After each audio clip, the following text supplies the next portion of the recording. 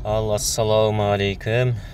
Мынау жаңағы сіздерге бір көмек ретінде айтып қойын. Мен Каспийдегі қосымша не бар емес приложение жаңағыдай маркет KZ деймеді, ұмытып отырматын. Сондай болу керек. Каспийде. Сол жерде магазинге жаңағыдай товарыңды тегін салуға болады. Сол жерге бір блендер алғам, қымбат емес, арзан. 11 мың деп тұр. Сол жерге салғанды бүгін 1 сағат болды ма, болмады ма, мынау нөмірмен маған жазып жатыр машиниктер. Сол сіздерге сабақ болсын деп. Уже түсініп қойдым мынау кісінің уже басынан жазғаннан ше. Александр Қазақстанның нөмірмен отырды. Бүйтіп жазғаннан түсініп қойыпты да. Здравствуйте, ваше объявление о продаже блендер за 11 000 тенге еще актуально дейді. Бұндайдың бір-екеуін көргем ғой. Сұрастырып білгем, мынау күмәнданып, кейбір кісілер алданып қалдық дегеннен кейін. Соны сұрастырып сразу машиниктер деп бұның алдындағы бір-екеуін солай жібергеміз. Онан кейін өзімізді кішкене сәл көзіміз ашылып, ары қарай біліп жатырық қой. Енді сіздер де алданып қалмаңыздар. Мен айттым, біліп тұрып, әдейілеп амандастым да, здравствуйте деп. Да, дей салдым.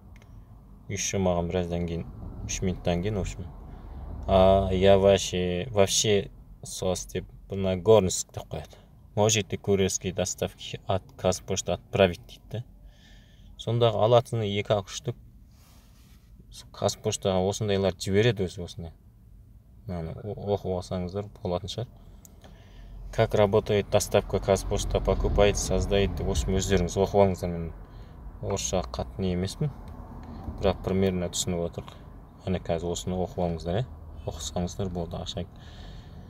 Вот, прочитайте правильно, если вас все устраивает, я готов оформить курьер дейді. Да, прочитал деп айта салдым енді, барынша білген орысшамды. Русский язык плохо понимаю дедім.